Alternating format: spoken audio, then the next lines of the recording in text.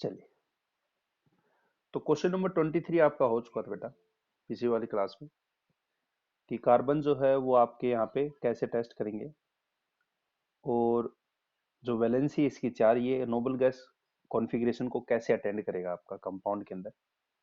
ठीक है, और कंपाउंड कार्बन जो है वो इतने कंपाउंड क्यों बनाता है, कैटिनेशन के कारण बनाता है यहाँ पे। तो ये सारी चीज अपन ने क्वेश्चन पिछली क्लास में बात कर ली। अब है आपका क्वेश्चन नंबर 24।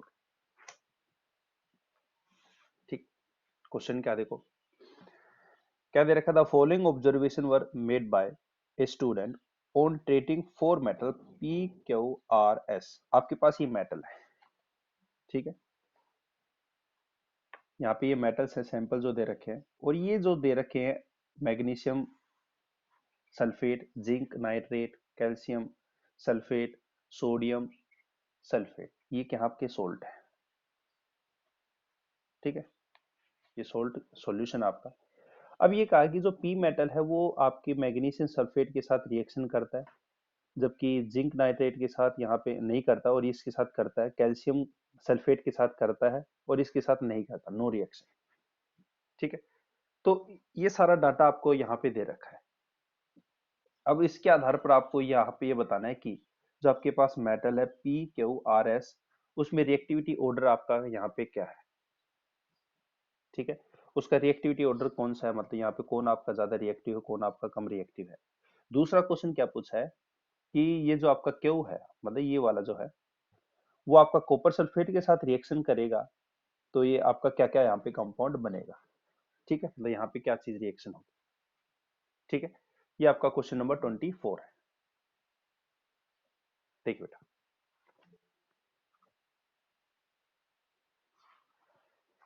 तो आप खुद देखिए यहाँ पे जो पी मेटल है, जो रिएक्टिविटी ऑर्डर है आपका, रिएक्टिविटी सीरीज वो क्या थी, ये क्वेश्चन नंबर 24।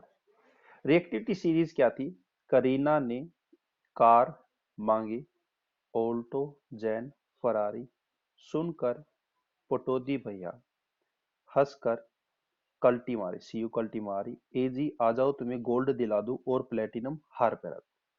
ये ट्रिक थी आपकी, सीधी सी बात है। अब हमें पता है कि ऊपर से नीचे की ओर जाते हैं तो रिएक्टिविटी आपकी घटती है। जो रिएक्टिविटी है, रिएक्टिव नेचर जो है मेटल की, वो क्या होती है, डिक्रीज होती है। कहने का अर्थ क्या है, नीचे वाले जो मेटल्स हैं वो आपके लेस रिएक्टिव हैं, और ऊपर वाले आपके क्या है, मोर रिएक्टिव। ऊपर वाले क्या आपके मोर रिएक्टिव। ठीक है, अब इसने कहा कि देखिए, एक तो सोडियम है, हमें पता है कि आपका जो मेटल है, जैसे सपोज कीजिए आपके यहाँ पे रिएक्शन करते थे अपन कि आपके पास जिंक है और सपोज कीजिए कॉपर सल्फेट है, तो ये जो मेटल इससे ऊपर होगी, कॉपर से ऊपर होगी, तभी इसको डिस्प्लेस कर पाएगा।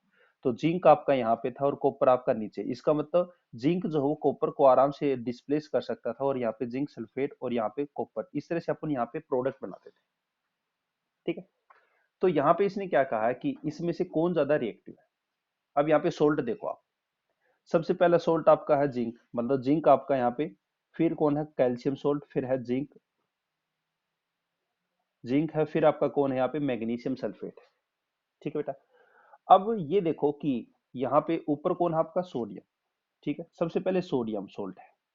ठीक है, दूसरा कौन है फिर आपका, इसके बाद आता है कैल्शियम। ठीक है, इसको मैं यहाँ पे फर्स्ट मान लेता हूँ सोल्ट को, और इसको सेकंड मान लेते हैं। ठीक है, उसके बाद कौन आता है, जिंक आता है, मतलब थर्ड सोल्ट ये है। और फिर आपका यहाँ पे थर्ड के बाद, सॉरी, थर्ड आपका मैग्नीशियम है, और फोर्थ आपका कौन सा है, यहाँ पे जिंक है। ये लगा लिया अपन ने। ठीक है, अब हमें पता है कि यहाँ पे जैसे पी है, पी जो है वो इसके साथ रिएक्शन नहीं कर रहा, मतलब यहाँ पे जो पी है वो आपका Na2SO4 के साथ तो रिएक्शन नहीं कर रहा, नो रिएक्शन। इसका मतलब सीधी सी बात है, ये जो पी मेटल है वो आपका यहाँ पे सोडियम से क्या है, नीचे है, इसका मतलब यहाँ पे रिएक्शन नहीं हो रही। बिल्कुल सही है, जो सोडियम को डिस्प्लेस कर देगा, जो सोडियम सल्फेट को क्या कर देगा बेटा, डिस्प्लेस कर देगा, तो इसका मतलब यहाँ पे वो आपका मोर रिएक्टिव होगा। अब कौन है देखो इसमें, सबसे पहले देख लो कि हाँ भाई क्यू जो है वो आपका क्या कर रहा है, यहाँ पे डिस्प्लेस कर रहा है, इसका मतलब क्यू जो है वो आपका मोर रिएक्टिव है। हाँ या ना, क्योंकि यहाँ पे सबसे ज्यादा जो स्ट्रॉन्ग सोल्ट है वो आपका कौन सा, सोडियम सल्फेट है, सबसे ऊपर सोडियम ही आपका रिएक्टिविटी सीरीज में।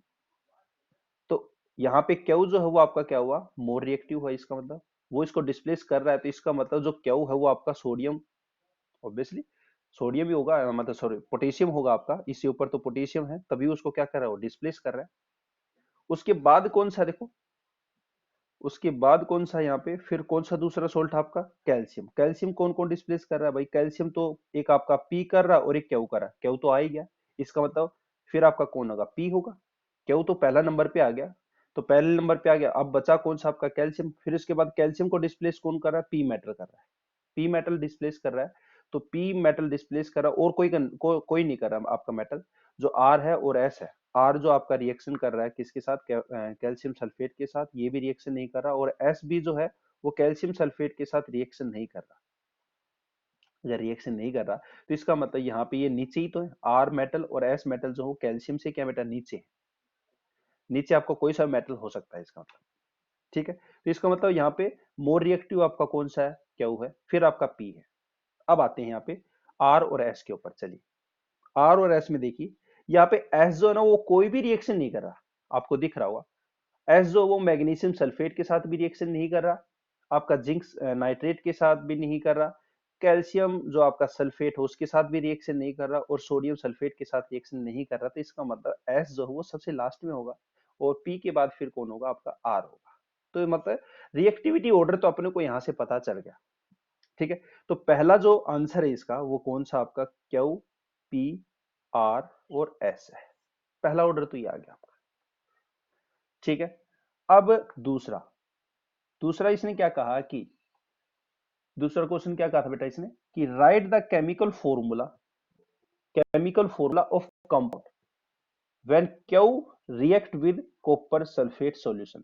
इसने क्या कहा कि जब क्यू जो है वो कॉपर सल्फेट के साथ रिएक्शन करेगा तो क्या होगा। पहले ये देखो क्यू के साथ ये रिएक्शन करेगा या नहीं करेगा, बिल्कुल करेगा यार। अगर जो सोडियम सल्फेट के साथ रिएक्शन कर सकता है तो कॉपर सल्फेट के साथ क्यों नहीं कर सकता वो रिएक्शन, बिल्कुल कर सकता है। ये ऐसा है कि उससे आपका जब सोडियम है, सोडियम को आप पोटेशियम को सोडियम के साथ रिएक्शन करोगे तो भी आपका रिएक्शन शो करेगा, बिल्कुल K2SO4 आपका यहाँ पे बनाएगा, इसको डिस्प्लेस कर देगा। तो पोटेशियम जो है वो आप कॉपर सल्फेट के साथ रिएक्शन करोगे तो यहाँ पे वो रिएक्शन शो नहीं करेगा, बिल्कुल करेगा, बिल्कुल करेगा आपका ये रिएक्शन।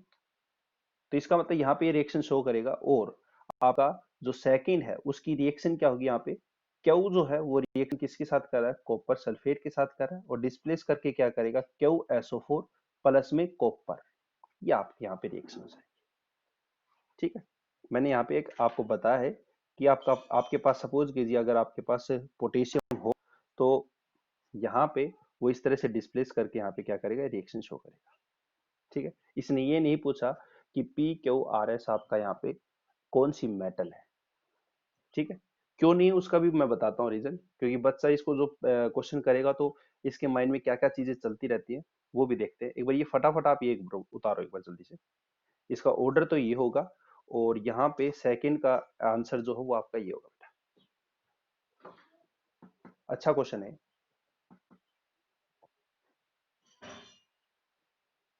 उतार लिया,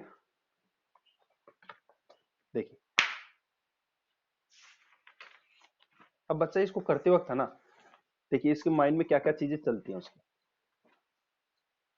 उसने क्या कहा होगा, देखिए पहले उसने रिएक्टिविटी सीरीज लिख दी होगी,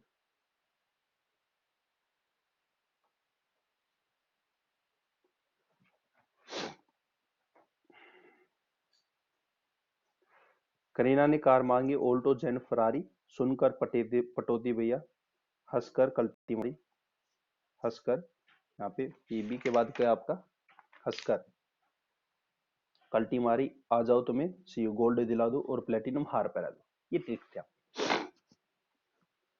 पहले में क्या होगा, जो क्यू है वो रिएक्शन कर रहा है आपका NaSO4 के साथ, मतलब ये आपका जो क्यू है अगर वो इसके साथ रिएक्शन कर रहा है तो इसका मतलब क्यू जो हो आपका पोटेशियम होगा, सीधी सी बात है।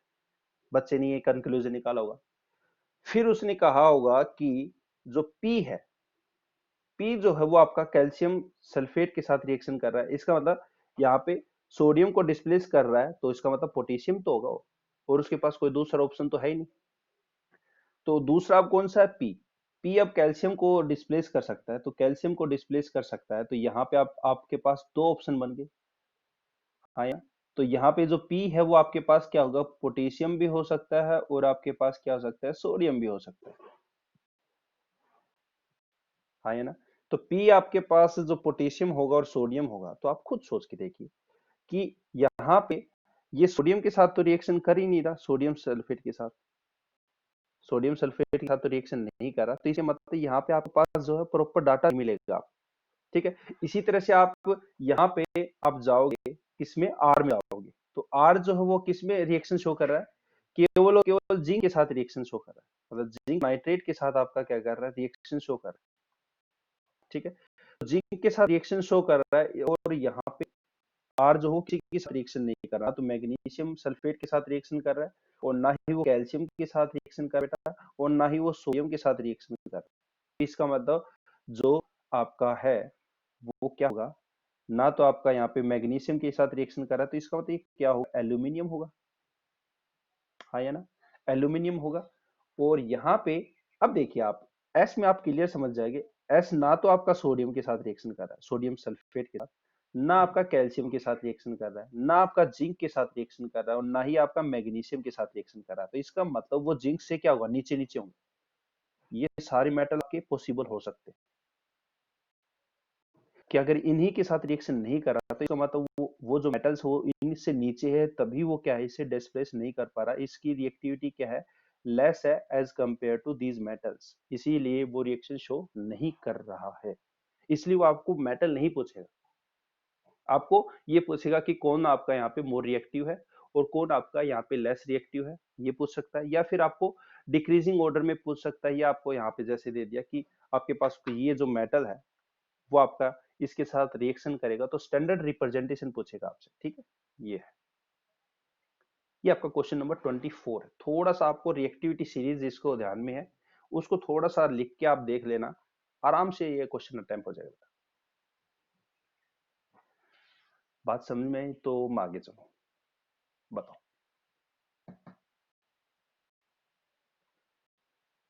बोलो बेटा।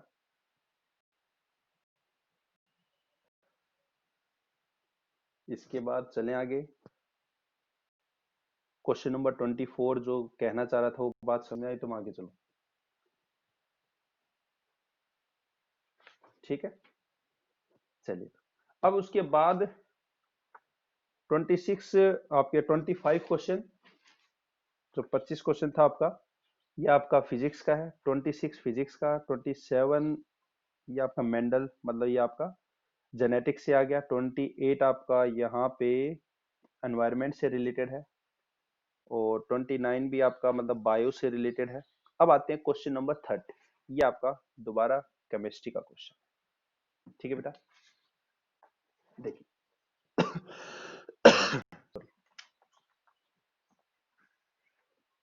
क्वेश्चन नंबर 30, देखिए क्वेश्चन नंबर 30 क्या कह रहा है कि which of following reaction is endothermic. Endothermic सीधी सी बात है, जो हीट को क्या करे? एब्जॉर्ब करे, वो रिएक्शन होती है आपकी एंडोथर्मिक। ठीक है, डिकम्पोजिशन रिएक्शंस आपकी एंडोथर्मिक होती है। ठीक है, वेयर डिकम्पोजिशन आल्सो हैपेंस। ठीक है, यहाँ पे आपको ये बताना है कि कौन सी एंडोथर्मिक रिएक्शंस आपकी है। रिएक्शन भी हो सकती है और रिएक्शंस भी हो सकती है। ठीक है, देखिए पहला है रेस्पायरेशन। रेस्पायरेशन होता क्या है सबसे पहले वो देखिए। देखिए रेस्पायरेशन जो है, रेस्पायरेशन में आपके पास ग्लूकोज होता है। ठीक है, C6H12O6, ये आपका O2 के साथ रिएक्शन करता है, और ये आपको क्या देता है? यहाँ पे CO2 प्लस में H2O, और प्लस में ही आपको एनर्जी मिलती है। एनर्जी मिलती है ना, उसको बोलते हैं एक्सोथर्मिक रिएक्शन। आप खाना खाते हो, खाना खाने के बाद आपको हीट हीट आपको यहाँ पे लगती है।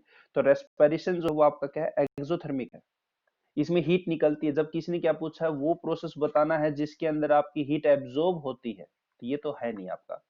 अब दूसरा है, दूसरा कौन सा है, heating of lead nitrate. Lead nitrate, हाँ ये कुछ सुना सुना सा लगा आपने को, ये एक्टिविटी भी है आपकी। तो सेकंड आपका क्या है, heating of lead nitrate. Lead nitrate को हीट करोगे, पीबी NO3 2, हीट करके आपको क्या मिला, PbO प्लस NO2 गैस मिलेगी और प्लस में O2 गैस मिलेगी। ठीक है, यहाँ पे ये जो आपकी NO2 गैस होती है वो कैसी कलर की थी, रेडिश ब्राउन कलर की थी, याद कीजिए, रेडिश ब्राउन कलर की थी आपकी। ठीक है, तो यहाँ पे हीट एब्जॉर्ब हो रही है बिल्कुल, तो यहाँ पे हीटिंग ऑफ लेड नाइट्रेट जो वो आपका डिकम्पोजिशन रिएक्शंस होती है, वो आपकी कैसी होती है, डिकम्पोजिशन रिएक्शन आपकी कैसी होती है, एंडोथर्मिक होती है, क्योंकि यहाँ पे आपको क्या चाहिए, हीट चाहिए। क्या चाहिए बेटा, हीट चाहिए आपको। तो यहाँ पे ये तो है आपका, इसका मतलब जो हीटिंग ऑफ लेड नाइट्रेट है ये आपका यहाँ पे एंडोथर्मिक है। आगे चेक किए, और क्या क्या भाई इसमें, decomposition, decomposition of organic matter. बच्चे ने यहाँ पे पढ़ा तो इस टिक यहाँ पे भी लगा देगा। यहाँ पे मैंने अभी कहा जैसे डिकम्पोजिशन रिएक्शंस होती हैं वो आपकी कैसी होती है बेटा, यहाँ पे एंडोथर्मिक रिएक्शन होती है। डिकम्पोजिशन रिएक्शन की टाइप की थी आपकी, देखो डिकम्पोजिशन रिएक्शन एक थर्मल थी, thermal decomposition, photolytic decomposition, electrolytic decomposition, ये सारी चीज थी। यहाँ पे ऑर्गेनिक मैटर से रिलेटेड मेरा क्या पूछ रहा है वो आपको, कार्बोहाइड्रेट जो होते हैं आपके, फैट होता है, प्रोटीन होता है। ठीक है, अब आप ये सोचो खाना खा रहे हो तो वहां पे आपको एनर्जी मिलती है, एनर्जी आपको क्या है वहां पे मिलती है। यहाँ पे डिकम्पोजिशन का जो मीन्स है वो क्या है यहाँ पे, कि आप जो ऑर्गेनिक मैटर खा रहे हो, मतलब आपका ऑर्गेनिक मैटर क्या, आपका कार्बोहाइड्रेट है, फैट है, प्रोटीन है बेटा, उससे रिलेटेड है। यहाँ पे कंफ्यूज नहीं होना इससे, बच्चा इसको ऑप्शन लगाएगा यहाँ पे, 99 बच्चे इससे कंफ्यूज होंगे कि डिकम्पोजिशन ऑफ ऑर्गेनिक मैटर, यहाँ पे आपको पढ़ना ऑर्गेनिक मैटर की बात कर रहा हूँ। ठीक है, तो यहाँ पे क्या है, यहाँ पे ऑर्गेनिक मैटर है, तो ऑर्गेनिक मैटर जो हुआ आपका किससे हो रहा है, कार्बोहाइड्रेट, फैट और प्रोटीन से हो रहा है। तो ये आपकी जो है यहाँ पे एंडोथर्मिक रिएक्शन नहीं है, यहाँ पे एक ऐसी है एक्सोथर्मिक रिएक्शन है। बात आ रही समझे, तो यहाँ पे ये नहीं है। अभी मैंने आपको बताया था जैसे कि C6H12O6 प्लस में O2 आपको मिलता है, तो CO2 प्लस में H2O प्लस में आपको क्या मिलती है, हीट मिलती है, एनर्जी मिलती है। तो यहाँ पे ये कौन सी रिएक्शन थी आपकी, एक्सोथर्मिक रिएक्शन थी बेटा, एक्सोथर्मिक रिएक्शन थी यहाँ पे। तो यहाँ पे आपको डिकम्पोजिशन जो है वो आपको इल्यूजन क्रिएट करने के लिए दे रखा है, ये ध्यान रखना। ऑर्गेनिक मैटर है यहाँ पे, मेन जो चीज है वो ऑर्गेनिक मैटर है। आपने जो खाना खाया है, कार्बोहाइड्रेट है, फैट है, प्रोटीन है, उसको जब आप डिकम्पोज करते हो, तोड़ते हो उसको, तो वहां पे आपको हीट मिलती है। तो हीट मिलेगी तो आपको एक्सोथर्मिक होगी, तो इसका मतलब ये आपका ऑप्शन नहीं है। अगले कौन सा है, इलेक्ट्रोलाइसिस ऑफ एसिडिफाइड वाटर। ठीक है, यहाँ पे आपने इलेक्ट्रोलाइसिस किया, जैसे मैंने अभी बताया आपको, डिकम्पोजिशन आपका इलेक्ट्रोलाइटिक डिकम्पोजिशन भी होता है। तो वाटर का आप यहाँ पे जैसे इलेक्ट्रिसिटी दोगे, तो यहाँ पे सीधी सी बात है बेटा, H2 प्लस में O2 आपको यहाँ पे मिल जाएगा। बिल्कुल, यहाँ पे H2 जो है यहाँ पे गैस मिलेगी और O2 गैस मिलेगी, बैलेंस करना है तो इसको बैलेंस कर दो। ठीक है, ये आपकी बैलेंस हो जाएगी। ठीक है, तो यहाँ पे आपको इलेक्ट्रोलाइसिस जब करोगे तो यहाँ पे आपको क्या मिल रहा है, एनर्जी यहाँ पे दे रहे हो, बिल्कुल एंडोथर्मिक रिएक्शन होगी। आप हीट की फॉर्म में दो चाहे इलेक्ट्रिसिटी की फॉर्म में दो, एनर्जी तो दे रहे हो ना आप। तो इसका मतलब आपके पास जो एंडोथर्मिक रिएक्शन है, वो एंडोथर्मिक रिएक्शन कौन कौन सी होगी, इसमें आप ऑप्शन कौन सा हो जाएगा आपके पास, हीटिंग ऑफ लेड नाइट्रेट, एक तो ये हो गया। ठीक है, दूसरा कौन सा हो गया बेटा, इलेक्ट्रोलाइसिस ऑफ एसिडिफाइड वाटर। दो रिएक्शन जो है वो आपकी कैसी है, एंडोथर्मिक रिएक्शन है। ठीक है, बच्चे के माइंड में ये आ रहा होगा सर एक्सोथर्मिक रिएक्शन कौन कौन सी होती है। देखो एक्सोथर्मिक थोड़ा सा देख लो, एक्सोथर्मिक रिएक्शन होती है जैसे कॉम्बिनेशन रिएक्शन, कॉम्बिनेशन रिएक्शन आपकी, ठीक है। और यहाँ पे आपके पास न्यूट्रलाइजेशन रिएक्शन है, जब एसिड बेस में डालते हो। डाइल्यूशन, ये भी आपका एक्सोथर्मिक रिएक्शन होती है, ठीक है, जब आप डाइल्यूशन करते हो, ठीक है। और यहाँ पे रेस्पिरेशन एक्सोथर्मिक, जबकि फोटोलाइटिक, फोटोसिंथेसिस जिसको बोलते हैं, फोटोसिंथेसिस जो है वो आपका है एंडोथर्मिक, उसमें सनलाइट चाहिए होती है बेटा, वो एंडोथर्मिक होती है, ठीक। एंडोथर्मिक आपकी डिकम्पोजिशन होगी, ठीक है। रिडॉक्स रिएक्शन वो भी आपके एक्सोथर्मिक होती है, ठीक है। जैसे कोरोजन होता है आपका, जब लगता है उसमें भी रिडॉक्स होता है आपका। तो ये कुछ एग्जांपल्स हैं, आपको मदद मिलेगी कौन सा आपका एक्सोथर्मिक है, कौन से आपके आपके एंडोथर्मिक होते हैं बेटा। एक्सो मतलब हीट निकलनी, जहां पे आप देखते हो एग्जिट, एग्जिट मतलब क्या होता है, बाहर निकलना। आप सिनेमा हॉल में या कहीं भी जाते हो मॉल माल में, तो उसमें एग्जिट लिखा होता है, मतलब वो बाहर निकलने का रास्ता है। तो वहां से वर्ड आ गया एक्सोथर्मिक, ठीक है। याद रखने का तरीका है, एक्सो मतलब हीट निकल रही है वहां पे, ठीक है। ये आपका क्वेश्चन नंबर जो 30 था आपका, ठीक है। उसमें आपका यहाँ पे ए वाला ऑप्शन में जो है वो कौन कौन से हो जाएंगे आपके, एक तो हीटिंग ऑफ लेड नाइट्रेट, और दूसरा कौन सा हो जाएगा आपका यहाँ पे इलेक्ट्रोलाइसिस ऑफ एसिडिफाइड वाटर, ठीक है। अब आते हैं इसका बी ऑप्शन पे, क्या कह रहा है देखो, कि silver chloride when kept in open open turns, open turns grey. चलिए, तो क्वेश्चन नंबर आपका यहाँ पे जो 30 है उसका बी क्या बेटा, कि silver chloride when kept in open, आप जब ओपन में रखते हो तो यहाँ पे ग्रे कलर का हो जाता है। Illustrate with this with a balance chemical equation, कहने का अर्थ क्या है कि जब हम सिल्वर क्लोराइड को ओपन में रख देते हैं, मतलब सनलाइट की प्रेजेंस होगी, सीधी सी बात बेटा, यहाँ पे सनलाइट है आपका, और सनलाइट की प्रेजेंस में आपको यहाँ पे क्या चीज मिलेगी, ऑब्वियसली यहाँ पे ये रिएक्शन होगी, कौन सी है, फोटोलाइटिक डिकम्पोजिशन आपकी, हाँ है ना, फोटोलाइटिक डिकम्पोजिशन है, प्लस में आपको Cl2 गैस मिलेगा। AgCl Cl कैसा होता है, व्हाइट कलर का होता है, बैलेंस कर लो। और यहाँ पे कैसा मिलेगा आपको, सिल्वर कैसा होता है आपका, ग्रे कलर का होता है। बस ये रिएक्शन हो गया आपकी। तो ये रिएक्शन कौन सी है आपकी, फोटोलाइटिक डिकम्पोजिशन रिएक्शन है, ठीक है। क्या लिख दोगे इसमें, प्रॉपर वे में क्या लिखोगे देखो,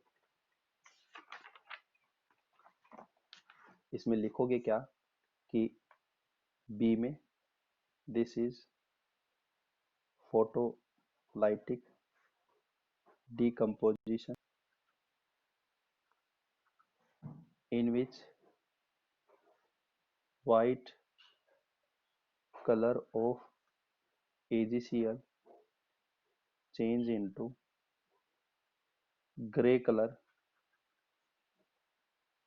of silver along with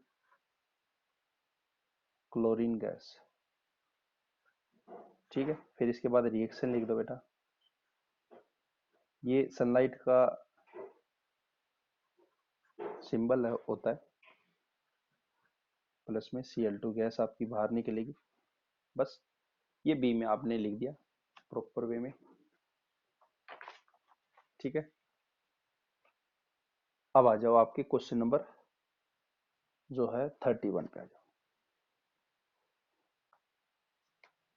देखो क्वेश्चन नंबर 31 क्या कह रहा है, the following table so the position of 5 elements A B C D E, मतलब आपको एक टेबल दे रखी है, मॉडर्न प्रोडक्ट टेबल दे रखी है, और यहाँ पे ये आपके पास जो है वो आपके पास क्या बेटा ग्रुप्स हैं, और ये आपके जो है पीरियड्स हैं, ठीक है। अब उसने क्या कह रखा है कि आंसर द फॉलोइंग रीजन, ठीक है भाई, देंगे बिल्कुल। क्या कह रहा है कि which metal element is metal with valency 2, okay भाई, वैलेंसी 2 मतलब वैलेंस इलेक्ट्रॉन दो किसके, देख लो ग्रुप सेकंड वाले के। ग्रुप सेकंड मतलब यहाँ पे आपका क्या हो जाएगा, डी हो जाएगा। क्यों हो जाएगा, क्योंकि ग्रुप जो सेकंड होता है बेटा उसको बोलते क्या है, बोलते क्या है, एल्कलाइन अर्थ मेटल बोलते हैं। क्यों बोलते हैं, क्योंकि इनके जो ऑक्साइड होते हैं और इनके जो यहाँ पे हाइड्रोक्साइड होते हैं वो क्या होते हैं, बेसिक नेचर के होते हैं। एल्कली या एल्कलाइन दोनों ही का मतलब बेसिक नेचर होता है। और ये जो आपके मिनरल्स होते हैं, ये जो आपके ऑक्साइड और हाइड्रोक्साइड होते हैं बेटा आपका, ये आपके अर्थ क्रस्ट में पाया जाता है। ठीक है, इसलिए इनको क्या बोलते हैं बेटा, एल्कलाइन अर्थ मेटल बोलते हैं। तो यहाँ पे आपका क्या हो जाएगा, पहले का जो आंसर होगा, विच elements in is a metal with valency 2, तो यहाँ पे आपका कौन सा हो जाएगा बेटा, ग्रुप सेकंड में वैलेंस इलेक्ट्रॉन 2 होते हैं, तो यहाँ पे इसका आंसर क्या हो जाएगा, डी हो जाएगा। ठीक है, अब इसका सेकंड क्या पूछ रहा है, देखो कि which element is a least reactive, सबसे कम कौन सा होगा लीस्ट रिएक्टिव। भाई नोबल गैस एलिमेंट हमें पता है आपके लीस्ट रिएक्टिव होते हैं, तो आपका जो सी है वो आपका ये हो जाएगा, क्योंकि ये आपका कौन से है, noble gas elements.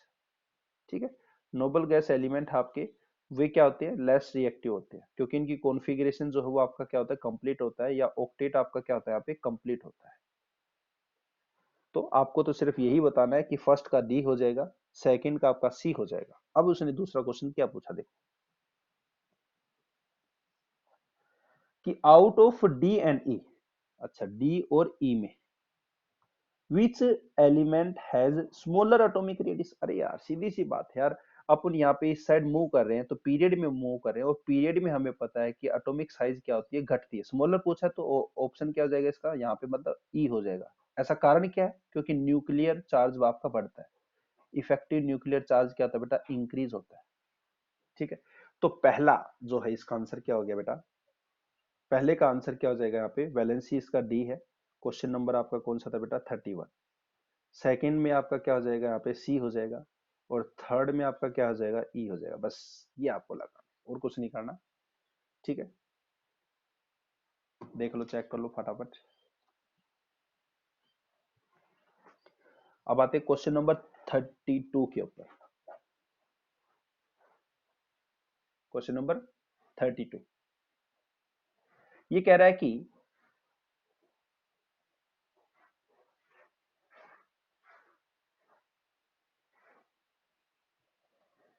Explain the formation of calcium chloride with the help of electron dot structure.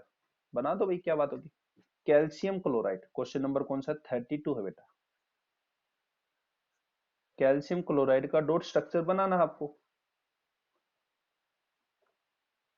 ठीक है, डॉट स्ट्रक्चर बना दो फटाफट, कोशिश करोगे। कैल्शियम, कैल्शियम कौन से ग्रुप का है, सेकंड ग्रुप का है। वैलेंस इलेक्ट्रॉन कितने हैं, दो है, हमें पता है। लो भाई, दो हो गए तो। एक क्लोराइड, क्लोराइड कौन सा आपका यहाँ पे, क्लोराइड 17 ग्रुप का। वैलेंस इलेक्ट्रॉन कितने हो गए, 7 हो गए। ठीक है, 7 हो गए भाई। अब हमें पता है ये क्या है, मेटल है, और ये आपका नॉन मेटल है, ये भी पता है हमें। अब ये मेटल और नॉन मेटल कौन से होते हैं, आयनिक बॉन्ड होते हैं। और जिसमें दोनों ही आपके क्या हो, नॉन मेटल हो, वो कौन से होते हैं, कोवलेंट होते हैं। ये तो कोवलेंट होते हैं। तो इसमें बनाओगे कैसे, कैल्शियम, कैल्शियम की इलेक्ट्रॉनिक कॉन्फ़िगरेशन क्या होती है, 288 और यहाँ पे 2। ठीक है, यहाँ पे क्या करेगा, दो इलेक्ट्रॉन को लॉस करेगा, और यहाँ पे 288 बच जाएगा। इसने अपना ऑक्टेट कंप्लीट कर लिया यहाँ पे। ठीक है भाई, क्लोरीन, क्लोरीन है, इसकी इलेक्ट्रॉनिक कॉन्फ़िगरेशन क्या है, 287। ये इलेक्ट्रॉन लेगा, एक इलेक्ट्रॉन लेगा, तो दो क्लोरीन के लिए क्या हो जाएगा, दो इलेक्ट्रॉन ले लेगा। तो यहाँ पे क्या करेगा, Cl-2 के लिए, यहाँ पे ऑक्टेट क्या आ गया, 288 हो गया। यहाँ पे अपना ऑक्टेट कंप्लीट कर लिया इन दोनों ने। इसने भी अपना ऑक्टेट कंप्लीट कर लिया, और इसने भी अपना ऑक्टेट कंप्लीट कर लिया। बस कुछ नहीं है। अब यहाँ पे ये जो Ca2 प्लस है और यहाँ पे Cl माइनस आपका, ये क्या करेंगे, आपका बॉन्ड बना लेंगे। ये जो बॉन्ड है वो आपका कौन सा आयनिक बॉन्ड है। ठीक है, बस ये था आपका क्वेश्चन, फटाफट उतार लो। ठीक है, इसको ऐसे भी दिखा सकते हो, Cl2+ जो है वो आपका Cl2- में दिखाता है, एक ही बात है। ठीक है, अगला क्या पूछा देखो, बहुत सिंपल आंसर है क्वेश्चन, आप देखिए क्या पूछा बेटा इसने कि why do ionic compound do not conduct electricity in solid state. Solid state के अंदर ये जो है वो आपने आयनिक कंपाउंड होते हैं वो इलेक्ट्रिसिटी कंडक्ट नहीं करते, जबकि but conduct electricity in molten and aqueous state. Molten और एक्वस स्टेट में क्या करते हैं, यहाँ पे इलेक्ट्रिसिटी फ्लो करते हैं भाई, ड्यू टू हो जाएगा in molten and aqueous state. Aqueous state ionic compound, ऐसे लिखोगे, ionic compound are good conductor, good conductor of heat and electricity due to presence of free ions. Ions होगा, ध्यान रखना, आयनिक कंपाउंड में ions होगा। अगर मेटेलिक की बात कर देता ना, मेटेलिक में जैसे आपके पास कॉपर है, आपके पास आयरन है, एल्यूमिनियम है, गोल्ड है, तो उसमें क्या हो जाते हैं, ड्यू टू फ्री इलेक्ट्रॉन हो जाता है। ध्यान रखना, आयनिक के लिए क्या होते हैं, आपके आयंस होते हैं, बस ये आपके हो जाएंगे। जबकि सॉलिड में आपके जो आयंस होते हैं वो आपके यहाँ पे क्या होता है बेटा, यहाँ पे फ्री नहीं होते। और यहाँ पे जैसे आप मोल्टन या एक्वस ले लोगे तो पानी में जैसे डालोगे तो वो क्या हो जाएंगे, जैसे आपके पास NaCl है, सपोज कीजिए ये आपके पास वाटर है, तो यहाँ पे डालने के बाद इसमें क्या हो जाता है, दूरी बढ़ जाती है। ठीक है, ये इनके बीच में क्या हो जाएगी, दूरी बढ़ जाएगी, ये अपना इंडिपेंडेंट हो जाएगा, ये भी अपना इंडिपेंडेंट हो जाएगा और आराम से फ्रीली मूव करेंगे। और फ्रीली मूव करने से ये क्या करेंगे, इलेक्ट्रिसिटी कंडक्ट करवाएंगे।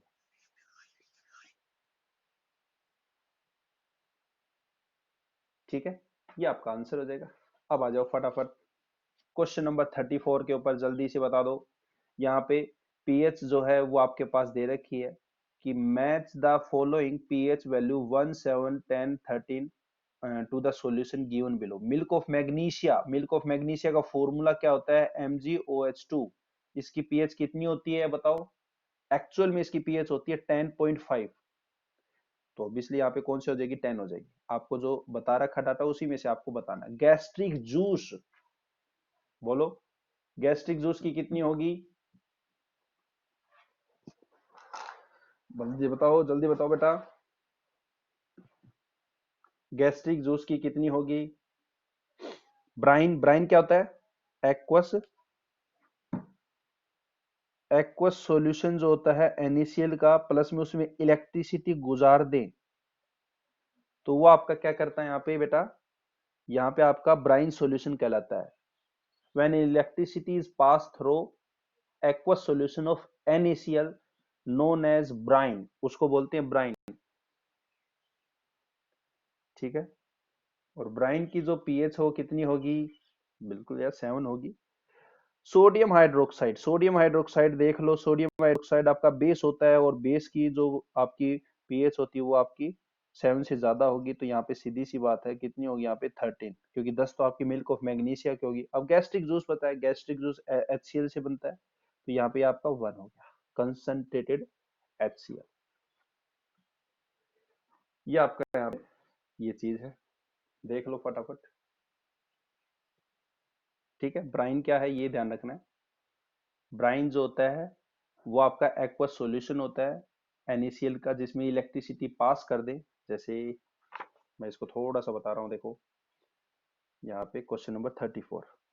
ठीक है, 34 में ये आपके पास NaCl है, टूट गया, वाटर में H+ और OH- है।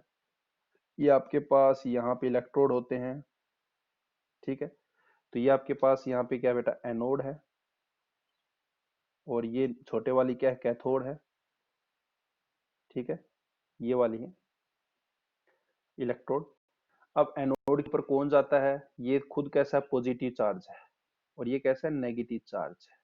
अब पॉजिटिव के ऊपर कौन जाएगा, पॉजिटिव के ऊपर नेगेटिव वाला जाएगा, और नेगेटिव वाले दो हैं, दो कौन से हैं, एक Cl है और एक OH है। OH जो है वो भारी होता है, इसलिए यहाँ पे Cl क्या करेगा, इसके ऊपर अटैक करेगा और यहाँ पे Cl2 गैस बना देगा, Cl2 गैस बना देगा। अब यहाँ पे सोडियम और हाइड्रोजन, हाइड्रोजन हल्का है तो वो क्या करेगा, कैथोड के ऊपर जाएगा और कैथोड पे H2 गैस निकलेगी। कहने का अर्थ ये है, आपको क्वेश्चन ये घुमा के ऐसे पूछ सकता है कि during the electrolysis of brine solution which will be gas is formed at anode, anode के ऊपर कौन सी गैस बनेगी, Cl2 गैस बनेगी, और कैथोड के ऊपर कौन सी गैस बनेगी, आपकी हाइड्रोजन गैस बनेगी। ये क्वेश्चन ऐसे भी पूछ सकता है, ठीक है। तो ब्राइन सॉल्यूशन में आपके पास NaCl तो है ही, वाटर भी तो है ना, H प्लस और OH। अब यहाँ पे Na प्लस और H प्लस में ये हल्का तो ये जाएगा, ठीक है, इसकी आयनिक मोबिलिटी ज्यादा है, ठीक है। आप खुद सोचिए, एक 100 केजी का आदमी है और एक 70 केजी का आदमी, ठीक है, तो यहाँ पे स्पीड किसकी ज्यादा होगी, 70 वाली की होगी, क्योंकि वो हल्का है। हाइड्रोजन का एटॉमिक नंबर 1 होता है, सोडियम का कितना होता है, यहाँ पे 11 होता है बेटा। तो आप खुद सोचिए कि यहाँ पे उसकी स्पीड क्या होगी, ज्यादा होगी। और ग्रुप वाले की Cl है, Cl आपका 17 है, ठीक है, जबकि OH जो होता है वो ग्रुप है, ग्रुप की तो आयनिक मोबिलिटी कम ही होती है, तो यहाँ पे इसकी क्या होगी, आयनिक मोबिलिटी ज्यादा होगी, इसलिए Cl जो है वो एनोड के ऊपर जाता है और H जो होता है वो आपका कैथोड के ऊपर जाता है। ये आपका क्वेश्चन था, ठीक है। ब्राइन थोड़ा सा ध्यान में रखना बेटा, ठीक है।